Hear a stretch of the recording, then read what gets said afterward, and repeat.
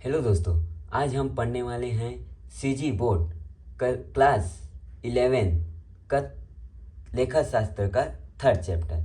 उसमें third chapter में दिया है दोस्तों व्यावसायिक सौदों का लेखांकन।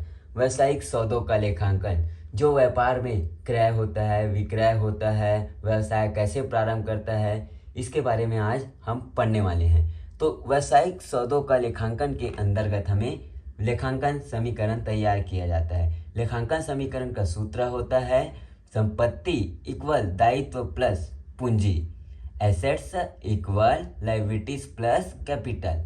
तो आज हम पढ़ने वाले हैं व्यावसायिक सौदों का लेखांकन। इसमें दोस्तों हम सबसे पहले प्रथम क्वेश्चन ही देखते हैं। प्रथम क्वेश्चन में दिया गया है निम्नलिखित व्यवहारों से लेखांकन समीकरण बनाइए। जो निम्नलिखित व्यवहार दिए गए हैं, जो 5 पॉइंट दिए हैं, इसको हमें लेखांकन समीकरण में बनाना है। तो लेखांकन समीकरण का सूत्र सबको पता है, संपत्ति इक्वल दायित्व प्लस पूंजी। मैं पहले ही यहाँ लिख दिया है संपत्ति इक्वल दायित्व प्लस पूंजी। इसके लिए हमें कॉलम बनाना होता है। लेखांकन समीकरण के लिए हमें फर्स्ट कॉलम क्रमांक, जिसमें हम वाइज में पूरा लिखते जाते हैं पॉइंट। सेकेंड लेन देन, जिसमें हम क्या कर रहे हैं वो लिखते हैं। फिर यहाँ आ जाएगा संपत्ति इक्वल दायित्व प्लस पूंजी। संपत्ति के अंतर्गत रोकड़, माल, भवन, फर्नीचर, मशीन आदि आते हैं।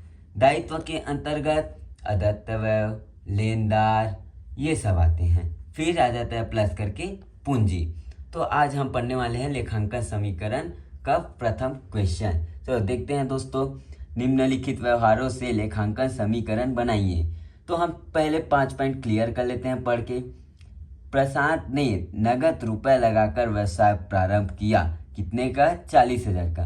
प्रशांत नाम का जो व्यक्ति है वो नगद रुपए लगाकर व्यवसाय प्रारंभ कर रहा है। इसके लिए हम व्यवसाय प्रारंभ करते हैं तो हम लोग का फर्स्ट कॉलम आ जाता है एक रोकड़ का।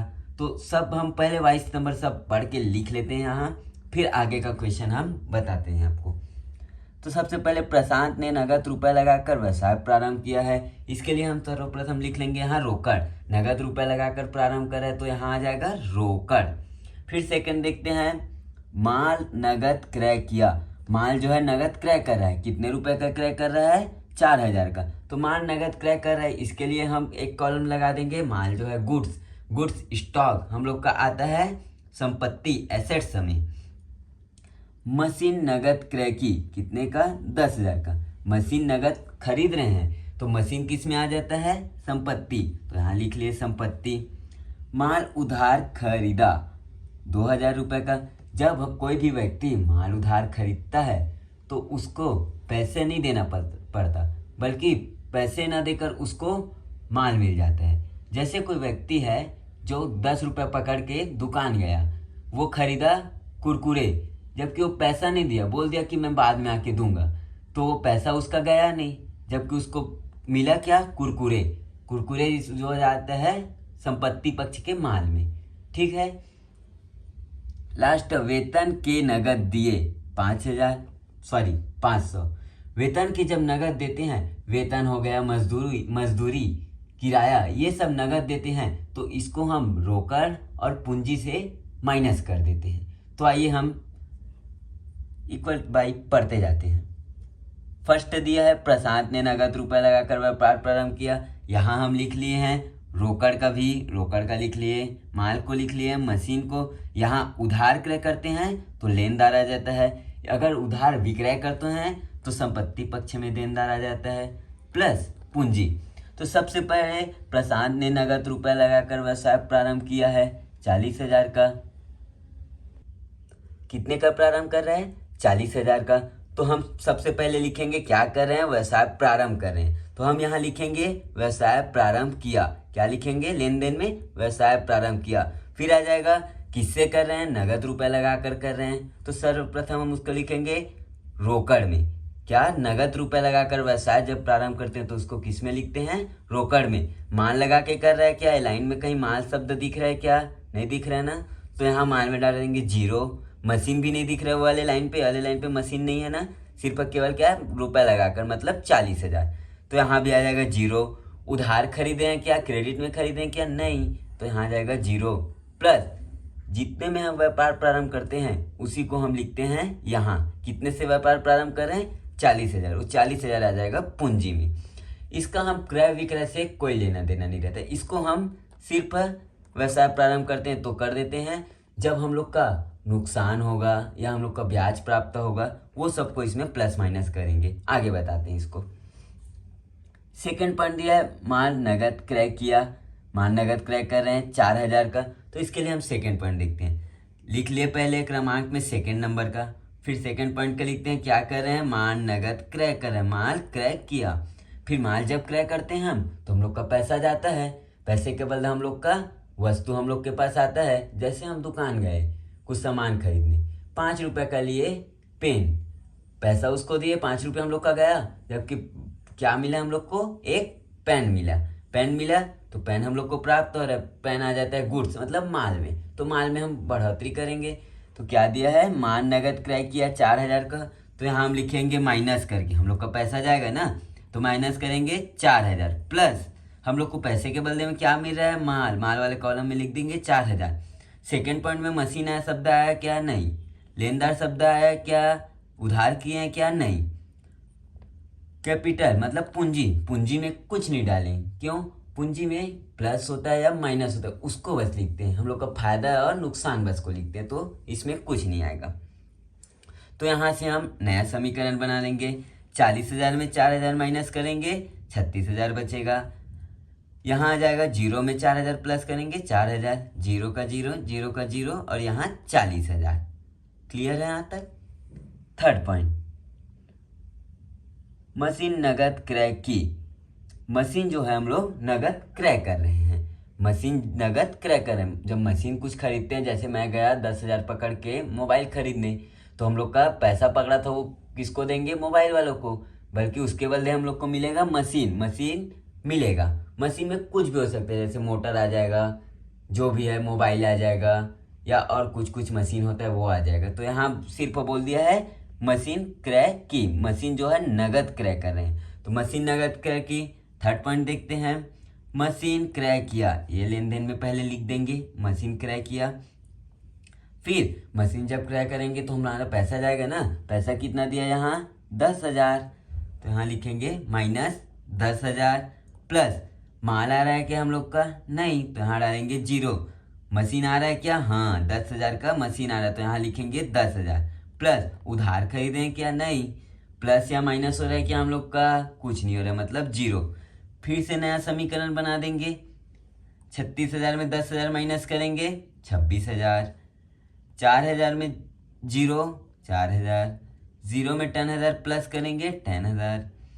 0 यहाँ आ जाएगा, 0 में 40,000, 40,000।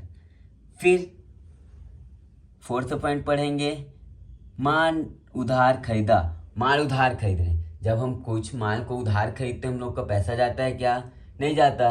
तो हम लोग का रोकड़ से माइनस नहीं करेंगे, बल्कि हम लोग को माल मिल रहा है उसके बदले में, तो माल में प्लस करेंगे। उधार जब क्रय विक्रय करते हैं उसको हम किस में डालते हैं? लेनदार में। अगर क्रय कर रहे हैं तो लेनदार में, विक्रय कर रहे हैं तो देनदार में। तो क्रय कर रहे हैं तो हम लोग का आएगा दायित्व पक्ष के लेनदार में। तो यहाँ देखते हैं माल उधार खरीदा। माल उधार खरीद रहे हैं, लेन देन में लिख लेंगे। चौथे नंबर पॉइंट, माल उधार खरीदा। फिर आ जाएगा माल उधार खरीदते हैं तो हम लोग का पैसा नहीं जाता, तो रोकड़ में डाल देंगे 0 प्लस हम लोग का तो माल मिलेगा, उधार मिले या नगद मिले, हम लोग को तो माल मिल रहा है, तो यहाँ डाल देंगे 2,000 का माल था। प्लस मशीन आ रहा है क्या? इसमें मशीन नहीं आ रहा है, तो 0 डाल देंगे। इक्वल दायित्व में लेनदार। जब उधार क्रय करते हैं तो लेनदार को पैसा देना होता है, इसलिए हम यहाँ नोट करके लिखेंगे लेनदार 2,000 प्लस हम लोग का माइनस हो रहा है क्या कुछ, या प्लस हो रहा है क्या कुछ? कुछ नहीं हो रहा है। नुकसान हो रहा है, फायदा हो रहा है क्या? नहीं। ब्याज मिल रहा है क्या? नहीं। तो यहाँ डाल देंगे 0। फिर नया समीकरण बना लेंगे, ये दोनों का इक्वल कर देंगे, मतलब कि प्लस माइनस कर देंगे इसमें। नया समीकरण, 26,000 में 0 प्लस करेंगे तो 26,000। 4,000 में 2,000 प्लस करेंगे तो 6,000। 10,000 में 0 प्लस करेंगे तो 10,000। 0 में 2,000 प्लस करेंगे तो 2,000। 0 में 40,000 प्लस करेंगे तो 40,000। यहाँ तक क्लियर है दोस्तों? अब हम लोग का देखते हैं लास्ट पॉइंट, वेतन के नगद दिए। 5वां पॉइंट बोल रहा है वेतन के नगद दिए। जो हम लोग का वर्कर जो काम करता था उसको हम वेतन के नगद दे रहे हैं, तो इसको हम लिखेंगे वेतन के नगद दिए कितना रुपया दे रहे हैं 500। तो वेतन के जो नगद देते हैं, वेतन हो, किराया हो, मजदूरी हो, जो भी हो, वेतन का नगद देते हैं तो उसको हम अपने पैसे मतलब रोकड़ और पूंजी हम लोग का रोकड़ में आता है, उसको हम माइनस करेंगे, पूंजी और रोकड़ के साथ माइनस करेंगे कितने को 500 को। तो देखते हैं, सबसे पहले लिखेंगे 5वां पॉइंट, लेन देन के कॉलम में लिखेंगे वेतन के नगद दिए। यहाँ बताना पड़ता है किस चीज़ का दे रहे हैं।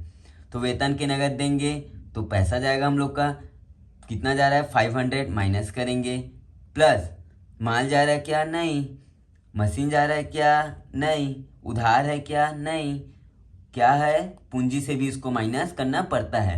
हर चीज़ का डबल एंट्री करते हैं। यहाँ देखो 2 एंट्री दिखेगा, यहाँ देखो 2 एंट्री, यहाँ देखो 2 एंट्री, यहाँ भी 2 एंट्री देखेंगे। अब प्लस माइनस कर देंगे, 26,000 में 500 माइनस करेंगे 25,500, 6,000 में 0 प्लस करेंगे 6,000, 10,000 में 0 प्लस करेंगे 10,000, 2,000 में 0 प्लस करेंगे 2,000, 40,000 में 500 माइनस करेंगे 39,500। अब हम लोग का आंसर इक्वल आया है तो वो आंसर हम लोग का सही होगा। तो चलिए देखते हैं लास्ट, इतना मतलब 25,500, 6,000, 10,000 इतने को प्लस करने पे यहाँ इक्वल है, मतलब कितनों को प्लस करेंगे तो 41,500 होगा।